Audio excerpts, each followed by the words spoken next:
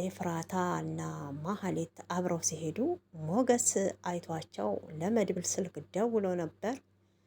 እዚህ ጋር ደግሞ ኤፍራታ ለመድብል ወሬ ስለምታቀብል ጥቅም ከሁለት ቦታ እያገኘ ትገኛለች። ከመድብል የሰማችውን ለማህሌት፣ ከማህሌት የሰማችውን ደግሞ ለመድብል እየተናገረች ነው።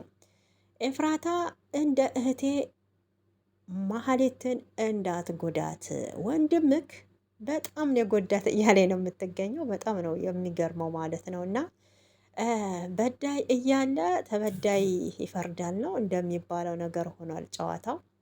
እንግዲህ ድራማ ቢሆንም እንደ አስተማሪነቱ በጣም ስትበድልና ልጁን ስታሰቃይ የነበረችው ማህሌት ናት እንጂ ብሩክ አልነበረም። ውድ ተመልካቾቼ አሁንም ቢሆን የግድ ኤፍራታና ማህሌት መለየት ስለነበረበት መድብልም በዘዴ ተጠቅሞባታል። ምን ያህል ጥቅም እንደምትወድ ኤፍራታን እንግዲህ እዚህ ድራማ ላይ አይተናል ማለት ነው። እና እኛ በጣም ጥቅመኛና ተንኮለኛዋ ገኖ የታየባት ማህሌት ነበረች። ኤፍራታ ግን መድብል በደወለላት ሰዓት ቀሪው ሂሳብሽን ልሰጥሽ ነው ለእኔ አንዳንድ ነገሮችን መረጃ ስለምትነግሪኝ፣ ስለዚህ የት ላገኝሽ ቢላትም እንግዲህ መገናኛ ቀጥሯታል ማለት ነው። እና እሷም ከእህቷ ጋር ልትሄድ የነበረውን ትታ ተመልሳለች። ለምን? እዚህ ጋር ብር ስለሆነ ማለት ነው። ማህሌትም እንግዲህ በእንዴት በጣም እየተጣደፈች ወደነ ብሩክ ቤት ስትሄድ መድብልም ሞገስም ዳጣም ሆነው ያው እየተከታተሏት በር ላይ ደርሰውባታል በማህሌት ማለት ነው። እና ሰላም ውድ ተመልካቾቼ እንዴት አላችሁ? ለቻናሌ አዲስ የሆናችሁ ለዚህ ቤት ሰብስክራይብ ላይክ አድርጉ። ለነባሮች ግን መታችሁ በቅነት ስለምታበረታቱኝ ከልብ አመሰግናለሁ። ፈጣሪ ያክብርልኝ እላለሁኝ። እንግዲህ ከምሳሌ ድራማ ላይ ብዙ ትምህርቶችን ወስደናል። የማህሌትንና የዝናን ክፋት ደግሞ አሁንም ቢሆን እያየን እንገኛለን። ግን እኔ ምንም ሳይሆን ብሩክ ወደዚህ ድራማ ላይ መመለስ አለበት። ታግቶ መቅረት የለበትም። የሆነ ነገርም እንዳይሆን እንፈልጋለን። ይሄ ደግሞ አግባብ አይደለም። መታገድ ራሱ ታለበት ዝናና ማህሌት ናቸው እንጂ ብሩክ አይደለም ማለት ነው። ብዙ ፈተናና ብዙ መከራ ሲያሳልፍ የነበረው ለልጁ ሲል መስዋዕት ሲከፍል የነበረው ብሩክ ነው። አሳዳጇ ደግሞ ማህሌት ናት ማለት ነው። አሁን ላይ ጭራሽ ብሩክ እንደጠፋ እጁ እንዳለበት ስለሚያቅዝና ምሳሌን ማህሌት እንድትገላትና ቤቱን በእሷ ስም ተደርጎ እሷ እንድትወስደው እየገፋፋት ይገኛል። የማህሌት ፍላጎት አንድና አንድ እዛ የብሩክ ቤት ውስጥ መግባት ነበረ አላማዋ። ስለዚህ ሚስት ነሽ፣ ምሳሌ ደግሞ ከሞተች ብሩክ ጠፍቷል፣ ማንም የሚከራከርሽ ሰው የለም እያላት ይገኛል ማለት ነው። ሆኖም ግን ቤቱ በምሳሌ ስም ይሁን እንጂ ውክልና መሸጥም መለወጥም የሚችለው መድብል እንደሆነ ዝና ይህን ጉዳይ አላወቀም ማለት ነው። ብቻ አሁንም ቢሆን ዝና ስለ መድብል በጣም እየተጨነቀ ይገኛል። በጣም ኃይለኛና በጣም ደግሞ ተደባዳቢ አስፈሪ ሰው እንደሆነ ማህሌት ደጋግማ ለዝና ብነግረውም እኔ ዝና ያበበ ደምስ ሰው ልጅ 10ንም አልፈራም ጀግና ነኝ ብሏታል። እሱን እንኳን ተው ልክህን አሳይቶ የለ እንዴ ብለዋለች ማለት ነው። ብቻ የሆነ ነገር ስትለው መሸነፉን እና ለጀግናም ጀግና እንዳለው ሲነገረው ሽንፈቱን አይወድም ዝና። አይታችሁት ከሆነ ማህሌትን ግን በጣም ነው ክብሯን የሚነካ ነገር ሙልጭ እያረጋት የሚሰድባት ማለት ነው።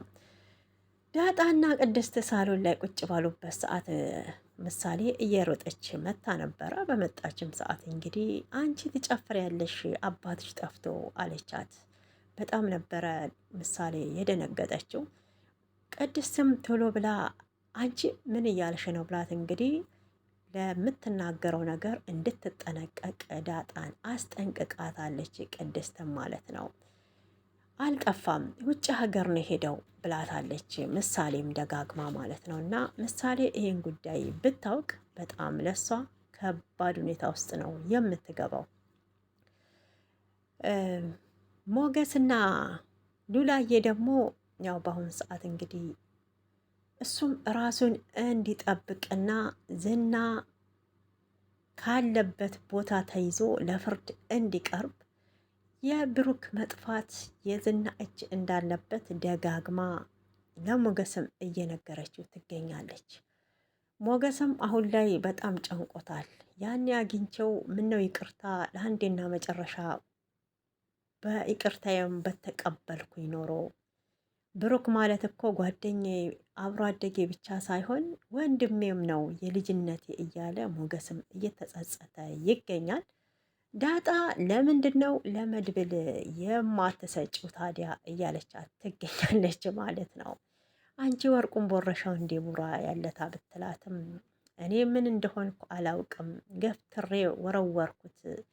በቃ የሆነ ፍራቻ ውስጤ ላይ መጥቶ ነበረ፣ ብሩክን በዛ ምክንያት አስቀይሜዋለሁ ብላ አሁንም በጸጸት ልሞት ነው እያለች ነው ቅድስት ማለት ነው።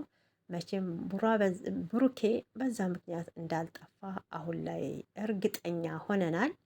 ያው በቅድስት ቢያኮርፍም ቤቱን ለቆ የማያምናትን አንድ ልጁን ብዙ መስዋዕት የከፈለላትን ትቶ ከቤት አይወጣም። የሆነ ችግር ቢገጥመው እንጂ ብሩኬ ማለት ነው።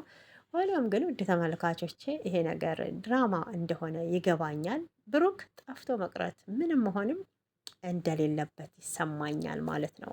ይህን ድራማ እንግዲህ ከክፍል 1 እስከ 70 ምናምን ስንደርስ ብዙ ፈተናዎችን ያሳለፈው ብሩኬ ነው። ለምሳሌ ለልጁ ሲል መታገድ ራሱ ታለበት ዝናና ማህሌት ናቸው ማለት ነው። ድራማ እንደሆነ ቢገባንም ያው የሚያናድድ ፓርትም አለው፣ የሚያስቅም የሚያዝናናም ፓርት አለው ማለት ነው።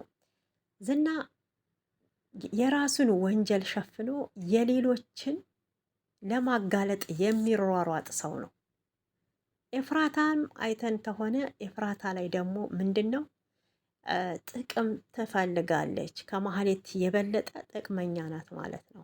እንግዲህ ከብሩክም ከዝናም የምታገኘው ጥቅም አለ ማህሌት እየሰጠቻት፣ ከዚህ ጋር ደግሞ መድብል የሚሰጣት አለ ማለት ነው።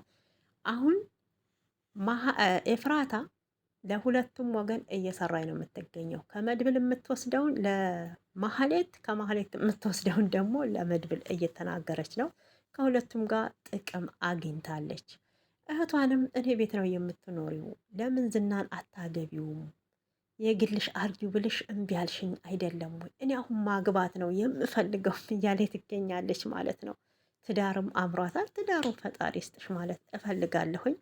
ሆኖም ግን ምሳሌ መሞት የለባትም። ብሩክ ወደ ቤቱ በሰላም መመለስ አለበት። እንደ አንድ ተመልካች ይሄን ድራማ እንደምንወደው ማለት ነው። እንግዲህ እዚህ ጋር የመድብል ለወንድሙ ምን ያህል እንደሚሳሳና ወንድም መከታ እንደሆነ እንግዲህ ከመድብል አይተናል ማለት ነው። ጉራ ብቻ ሳይሆን እንደዝና አይደለም፣ በሴት በሌላ ወንዶች እየከፈለ የሚያስፈላል